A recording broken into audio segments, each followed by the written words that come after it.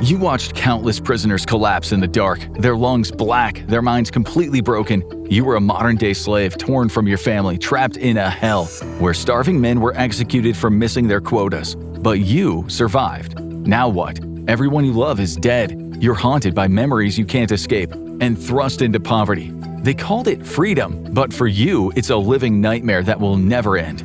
Welcome to the life of a gulag survivor. For many, it started with a knock on the door in the middle of the night. 2, 3, 4 men, part of the Soviet Union's sprawling security apparatus, would walk straight into their house. "You are under arrest." That's all they would say. The accused would try to believe it was all a mistake, that it would get cleared up, that they would be home in a few days. But deep down they knew better.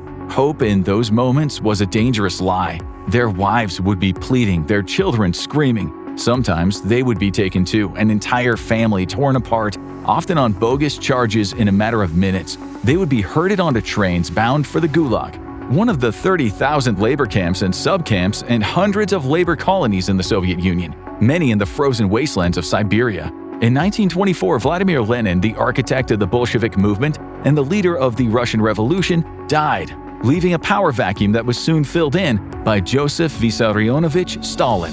Under his rule, a series of brutal reforms, including forced agricultural collectivization and breakneck industrialization, unleashed chaos and suffering on an unimaginable scale. Tens of millions perished, victims of famine, overwork, and mass executions, all thanks to Stalin's relentless pursuit of a Soviet superpower. Russia, like China, would sacrifice huge swaths of its citizens to catch up to the industrial powerhouses of the West. The labor camps would help Stalin achieve his goals. They would contribute to the war effort when the Nazis invaded in 1941.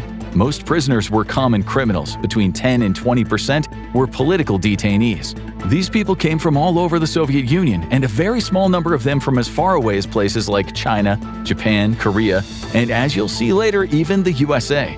An estimated 8 to 10% were women, but their numbers peaked in 1945 at just over 30%. They were often forced into domestic labor, or if they got lucky, nursing. But work in the mines was not unheard of.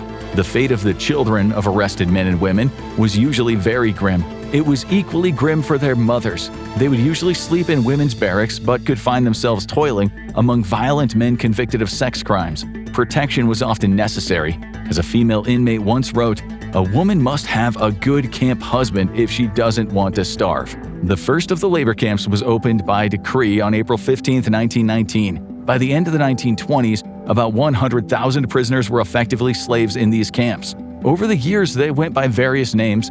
Then, in 1930, the Soviets created the Main Directorate of Correctional Labor Camps, or gulags. The arrests, the transportation, and the quotas were administered by the Joint State Political Directorate, but later the insidious NKVD, the People's Commissariat for Internal Affairs. Over 5 million men and women were experiencing the hell of forced labor in the mid-1930s. 18 million would have experienced it by the time the gulags were dissolved in the early 1950s. The numbers differ depending on the source. Solzhenitsyn wrote that 40 to 50 million people served in the gulag.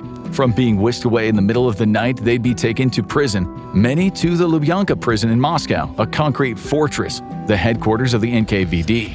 The prisoners, if unwilling to confess or implicate their friends, family, or colleagues, were almost always tortured, sometimes brutally. According to Solzhenitsyn, some men were carried on stretchers to sign their confessions. Nonetheless, the interrogators usually started with humiliation tactics, perhaps making naked prisoners lie on the floor for hours before being even questioned. They moved on to intimidation tactics, threatening to send prisoners to worse camps where death was inevitable. What truly broke most men wasn't the cold or the beatings, it was the threats to their families. A wife, a daughter, even an ailing grandmother might have already been arrested. Some women lost their minds under torture, and if that wasn't enough to force a confession, guards would calmly mention that his daughter was next. Maybe she'd be locked in a cell with a syphilitic criminal. That was often all it took. For those without loved ones or whose resolve didn't crack, there was always the physical torment, nails driven under fingernails, making them kneel for days on end without sleep, throwing them into a heated, bug-infested box, or beating them with rubber truncheons.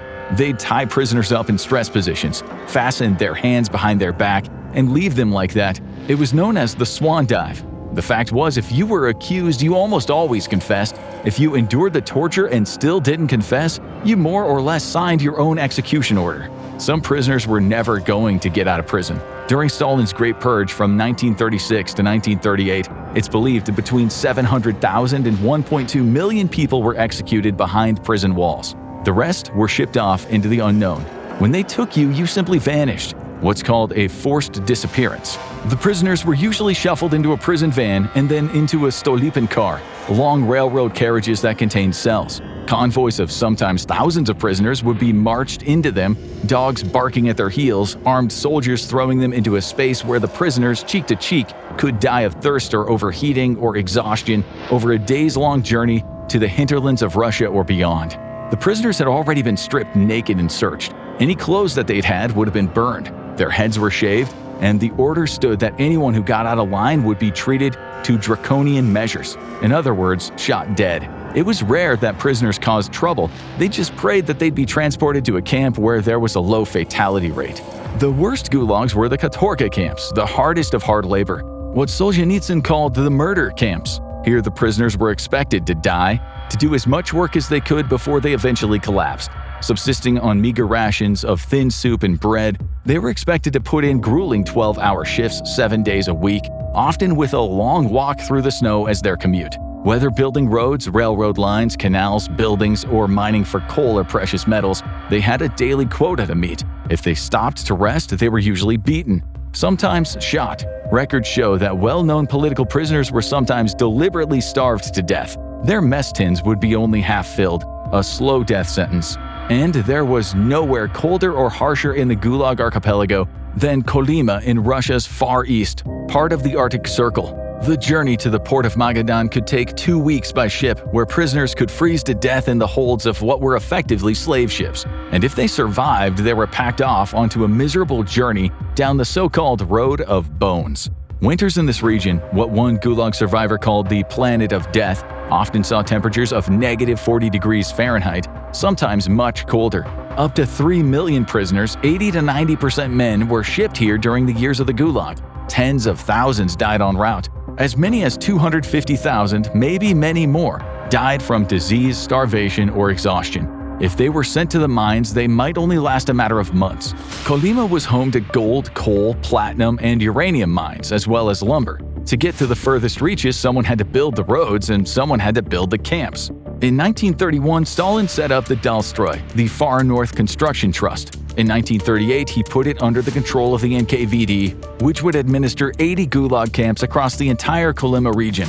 The inmate population at these camps would increase from 11,000 in any given year up to 175,000 or more until the Gulags were abandoned in 1953. At the Butugachak mine, men dug for tin, gold, and uranium. The fatality rate was close to 100% in some of them. Death from not just accidents and starvation, but exposure to radiation. At the time, the Soviets were studying the deadly effects of uranium on the human body. So, under a cloak of secrecy, doctors carried out autopsies on prisoners, opening up their skulls to examine what the uranium did to their brains.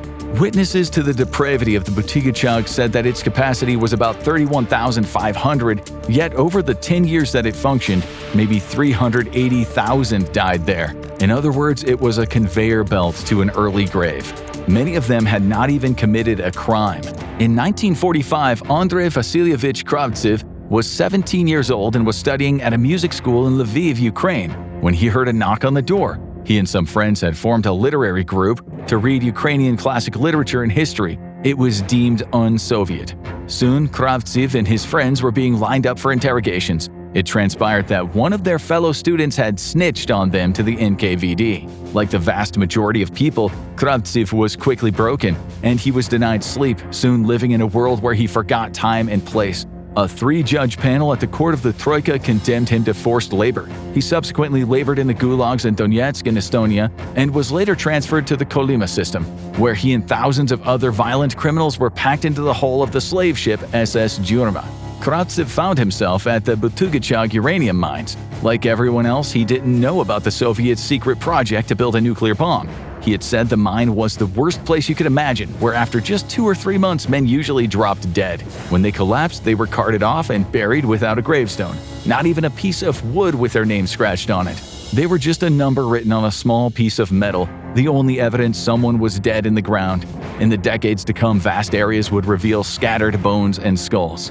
The only reason Kravtsev survived was that he had the good fortune of having a packing job where he put the yellow uranium ore in barrels. He was eventually released from the gulag system, but by 1960, he was the only one out of his 9 brothers and 1 sister who was still alive.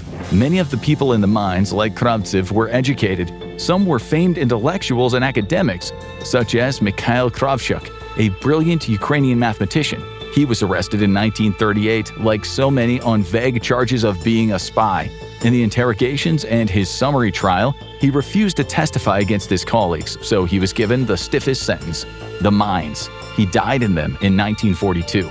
For Stalin, the massive infrastructure projects were the arteries through which the Soviet Union's survival flowed. Among them was the canal completed in 1933, what we now know as the White Sea-Baltic Canal, connecting the White Sea to Lake Onega, the Svir River, Lake Ladoga, and eventually the Neva River.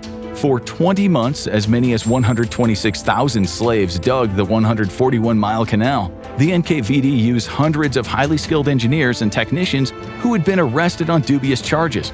But it was the laborers who suffered the most, sometimes working in below-zero temperatures, as guards constantly harassed them to speed up. They'd look around and see propaganda posters everywhere. Written on them was, "Canal Army Soldier, the heat of your work will melt your prison term." If prisoners didn't meet their quota for digging or sawing, they received more years to their sentence. If they exceeded their quotas, they got a bonus of cabbage or potatoes with their bread and soup. If they didn't meet their quota, the rations were reduced. It's believed that 12,000 to 25,000 laborers perished in total. Gulag prisoners laid the foundations for dozens of Soviet towns, including Norilsk deep in Siberia, where temperatures could plummet to negative 58 degrees Fahrenheit. Once home to nomadic tribes, Norilsk became a hub of forced labor after Soviet scientists discovered rich deposits of nickel, copper, cobalt, platinum, palladium, and coal buried beneath the permafrost. They often worked without machinery, using shovels and mattocks in the summer months and crowbars in the winter. The outlook for the men in those mines was grim. In the Lyakovy gold mine and 3 gold and platinum mines in the same area, where Russians worked alongside Tartars, Uzbeks, and even the Greeks, the death rate was 80%. Each man hacked away about 26 feet below ground, expecting to produce 3.5 ounces of gold per day until he collapsed and died. Many men got a taste of the gulag and were set free and then re-arrested and sent back. One such man was the Russian journalist Varlam Shalamov, who spent 17 years in Kolyma. He said that every time it came to being given their soup ration, the men were almost brought to tears. He explained, "We were ready to cry for fear that the soup would be thin, and when a miracle occurred and the soup was thick, we couldn't believe it and ate it as slowly as possible." Vladimir Nikolaevich Petrov, a Russian, was just 19 in 1935 when the NKVD arrested him and charged him with writing diary entries that were said to be of anti-Soviet character.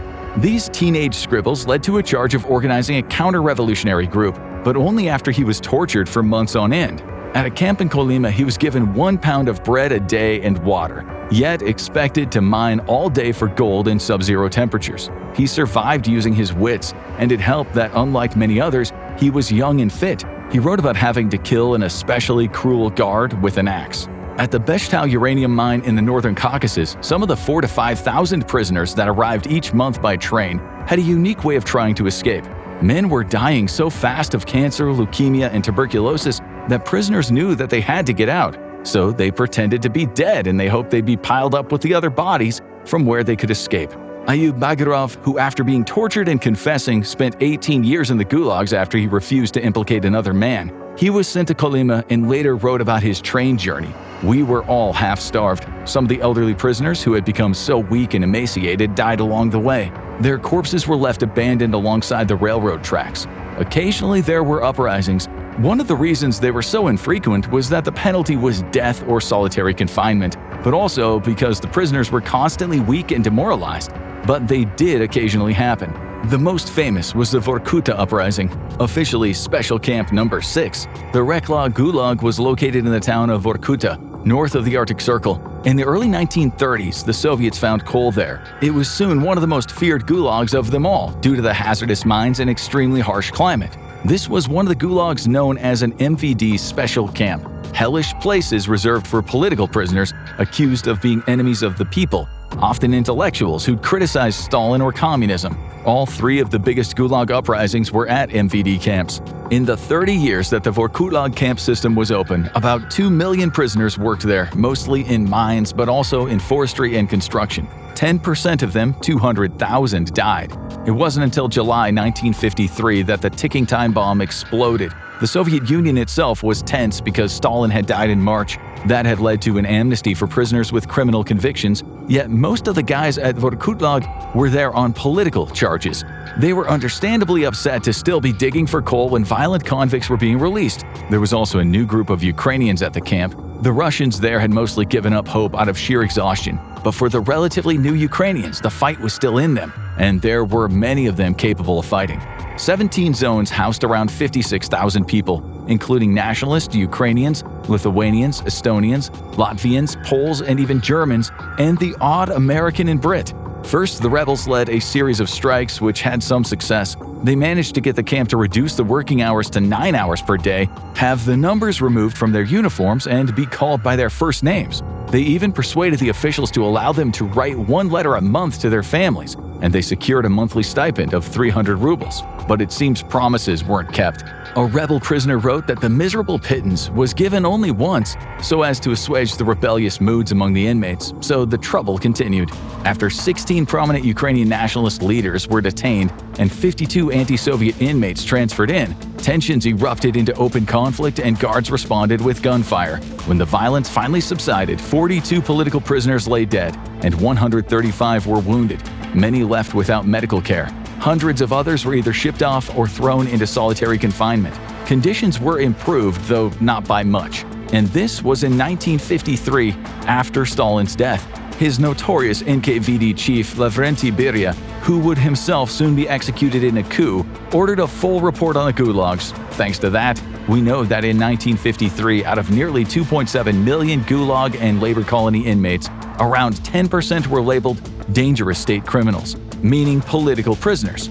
Other estimates put the total prison population closer to 2.4 million, with roughly 465,000 imprisoned for political reasons. This was at the time when the highest number of females were in the gulags, which the Beria report said added up to a massive amount just under 439,700.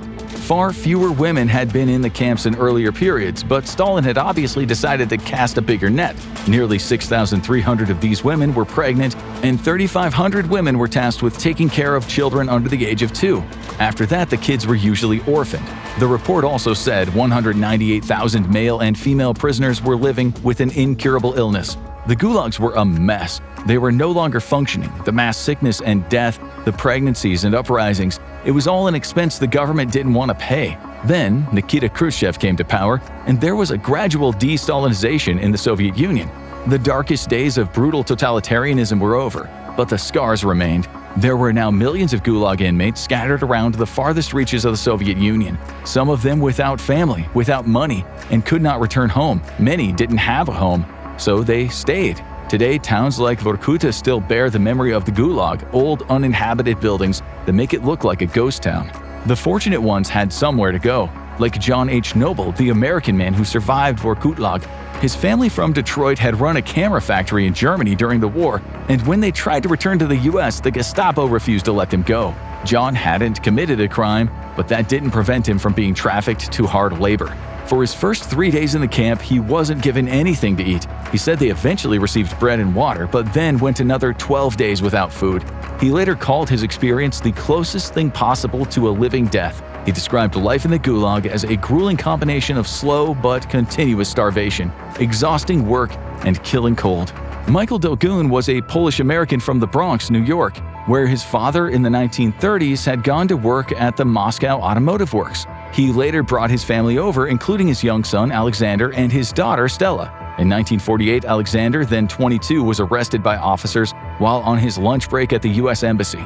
He spent the next few months being tortured, ending up in Special Camp No. 4, the Steplag, a copper and mining camp in Kazakhstan. There he lived amongst mostly Ukrainians and Russians, but also small numbers of Chinese, Greeks, Turks, Iranians, and Koreans. He soon learned that to survive you need a hustle. For him, that was making spoons, and his spoons were in demand, so he got bits of extra food. He was eventually released, but the authorities wouldn't allow him to return to the US, and now his mother was insane in an asylum after being tortured when the secret police tried to get her to snitch on him. She had lost everything in a heartbeat. They tortured her husband, Michael. He was convicted and sent to 10 years hard labor for a crime that included saying American cars were superior to Soviet cars. Alexander did eventually get back to the US, but after all that time in the mines he had health issues and he died at 59. The Ukrainian actress Maria Kapnist was sent to the mines. In 1921, the communists had shot and killed her dad. Then, in 1941, they arrested her on false charges of spreading anti-Soviet propaganda. In the mines, she met a Polish engineer and had a child with him. 3 years later, he was executed. When the daughter they'd had was 2, they took her away to an orphanage. Kapnist survived but lived the rest of her life missing the people she most cherished, suffering from severe claustrophobia because of her years in the mines. The only known American woman in the Gulag system was Margaret Werner. When she was 10, she went with her parents from Detroit to Russia. Her dad had been sent there by his bosses at the Ford Motor Company. During Stalin's Great Terror, he was taken away on bogus charges. Margaret and her mom were then completely alone in Russia with no money. They almost starved to death in abject poverty, and later they were both arrested and sent to the Gulag. Margaret later wrote that she experienced physical abuse, unwanted harassment, and privation. She also said she was viciously beaten after rejecting a man's advances, but had the good fortune of meeting a man named Mikhail, who became her friend and bodyguard. She fell in love in the camp and later married her fellow political prisoner, Gunter Tobayan, and they both eventually got to the USA. Protection was everything if you weren't strong enough to defend yourself. Nazino Island was a Siberian labor colony descended into chaos when thousands of prisoners were dumped there with almost no food. Thousands died of starvation and disease, and there were even cases of cannibalism. These people had been part of Stalin's plan to remove the socially harmful elements from society. Homeless, beggars, petty criminals, even people who'd been found to have no ID, and then put them in special settlements. Around 2,900 out of the 6,700 prisoners on that island survived in a matter of 13 weeks without food. The survivors were so malnourished and sick that 157 of them weren't fit enough to be transferred to another camp. When communist instructor Vasily Velichko went to investigate, he found half-eaten bodies lying on the ground. He wrote a report and sent it to Moscow, which got him fired. The incident was kept secret, although some of the camp officials were kicked out of the Communist Party, reprimanded, and some were imprisoned for 1 to 3 years. The truth came out in 1988 when the Soviet Union opened up under the Glasnost policy. Today, people travel there to commemorate the dead. But what about the children of the prisoners? Many remained out in the wilderness and gave up hope of ever going home. They lived with the trauma of having watched their parents being arrested, humiliated, and mistreated, and then taken away never to return. Sometimes these kids were adopted, but the horror of what happened to them never left them. Pip Varju, whose father, pregnant mother, brother, and sister were all taken from Estonia in 1941, lost everyone. They all starved to death in the camps after he was placed in an orphanage in Siberia, where he barely survived typhus. When he was an old man, he started a campaign to bring the children of the Gulag together. Trauma ran deep with these people. Sometimes the children were treated like adults. Klara Hartmann from Hungary was abandoned by her aunt and uncle when the Red Army marched into Hungary in 1945. She spent almost a year in prison in Kiev, where she was interrogated and tortured. She was just 14 but was sentenced to 10 years hard labor at Vorkuta after being accused of spying for the Germans. She was later deemed a very dangerous prisoner and sent to the Steplag over in Kazakhstan. She survived but struggled without a family, marrying a peasant who'd been released from the Gulag, working on building sites, and eventually training to be a nurse. Many of these children spent their entire lives feeling isolated, as if they lived in permanent exile. One of them later said, "They're all thinking that we're old and are waiting for us to disappear from the face of the earth." And it's true, the Russian government would prefer that this dark time in history be exiled just like all of those prisoners. Now you need to watch how Soviet Union stole atomic bomb from United States, or see what was going on the other side of the world in CIA leaked documents that shocked the world.